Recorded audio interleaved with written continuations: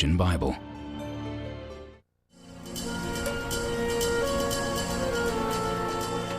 Scholars of the Bible and of the ancient world hope to have, during their lifetime, some kind of a discovery of texts.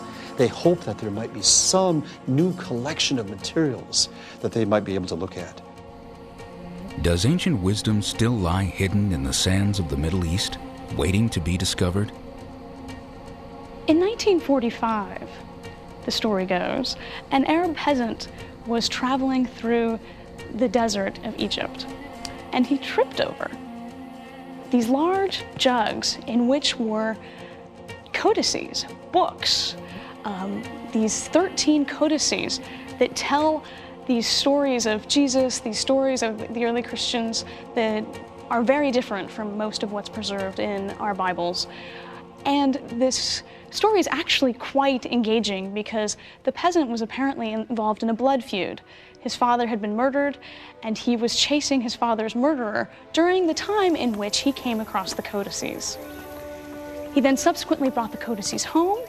He gave them to his mother. She threw them in the straw pile. Some of them were burned for heating, because what is more important when you're living at the edge of subsistence like that? Heat, or what may be absolutely priceless treasures from antiquity?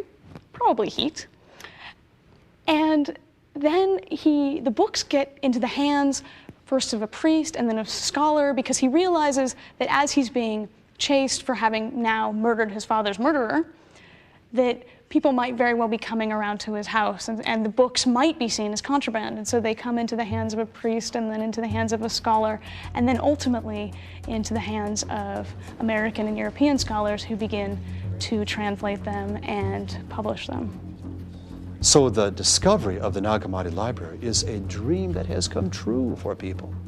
And as the early scholars glanced at the contents of these books, they were taken in particular by some titles like the Gospel according to Thomas, the Gospel according to Philip, the Gospel of the Egyptians, the Gospel of Truth. These were new Gospels, besides the New Testament Gospels, new Christian interpretations of Jesus that they could look at, and so they gravitated quickly toward these texts.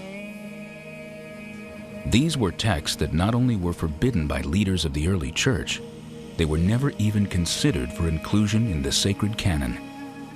They were books written by a little-known, 2,000-year-old Christian sect who thrived for a time throughout the Roman Empire. They were called Gnostics. The church fathers said they were heretics. The majority decides what is orthodox and what is heretical. The majority is orthodox, the minority is heretical. The majority goes to heaven, the minority goes to hell for their heresy. The name Gnostic comes from the Greek word gnosis, which means knowledge. Gnostics believed in the basic structure of the Christian faith in terms of Jesus Christ, but had a very different interpretation than what we would call the Orthodox view of Christianity. The creation stories of Genesis, embraced by church leaders, were rejected by the Gnostics. For them, the physical world was a cosmic mistake, created by an evil, lesser God. The Gnostics viewed this world as evil, and even the creator of this world as evil. So ultimately, Christian Gnostics identified the God of what we call the Old Testament as an evil God. The Gnostics also held that salvation would come by means of an inner knowledge, not of the evil creator God, but of the transcendent God, the realm of light and truth. Interestingly, we have some materials from Gnostics indicating that they could be just as evangelical as the next person. We have some sermons where Gnostics would go around and say, "Wake up, brother and sister. Wake up that God within. Wake up that light that is within. You're sleeping, you are ignorant, and it's time to wake up." Perhaps it was their revolutionary ideas. Perhaps it was the growing strength of their movement. Whatever the reason, the writings of the Gnostics were among the books that were forbidden by the early church. One of the most intriguing is a text called the Gospel of Mary. It presents an entirely different Mary Magdalene, not the woman commonly thought of as a prostitute. In the Gospel of Luke, when Luke introduces Mary Magdalene as a disciple of Jesus, in the preceding paragraph, he had told the story of the unnamed sinful woman who anointed the feet of Jesus.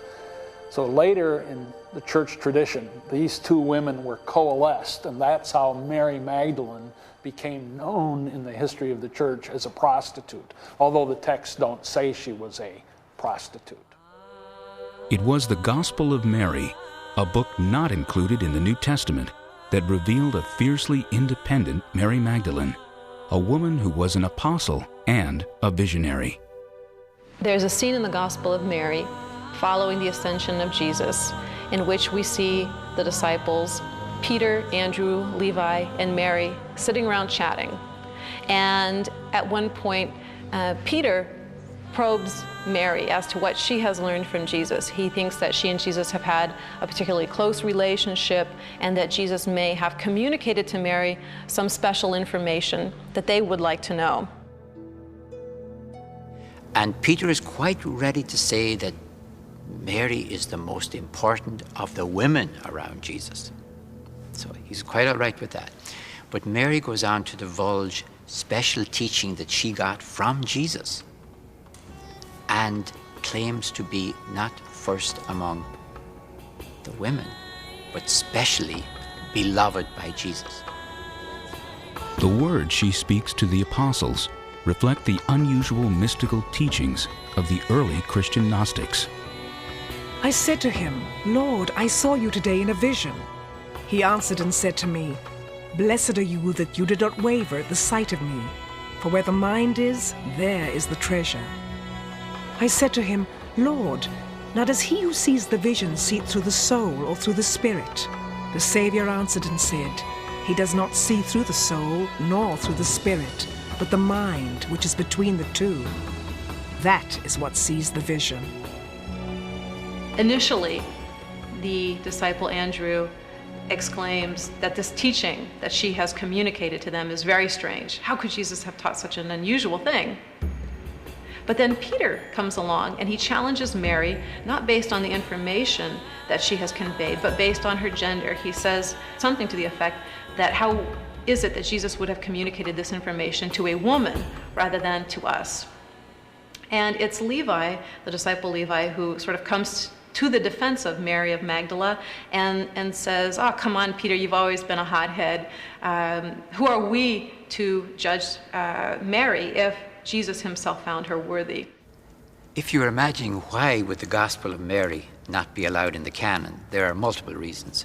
One would be probably that its whole attitude towards matter, towards the material universe, is too Gnostic for the tastes of the New Testament. But the other one is what it says about Mary herself.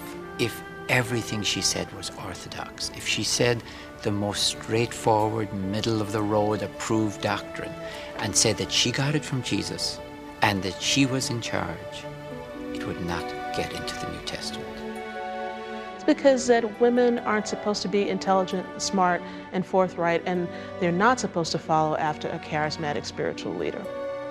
And that makes Mary Magdalene very problematic, because if you think about it, who's the first person in the narratives that finds out Jesus is risen?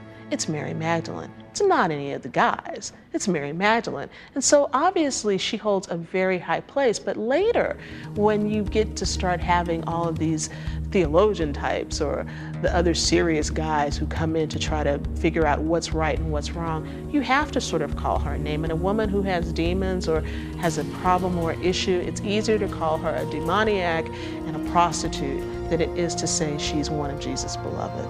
And all of that seems to reflect what is going on in the church at that time. This is the debate about the role of men and the role of women in the church. Is there room for a figure like Mary? Is there room for an independent female voice in the church? And the Gospel of Mary says, yes, there is.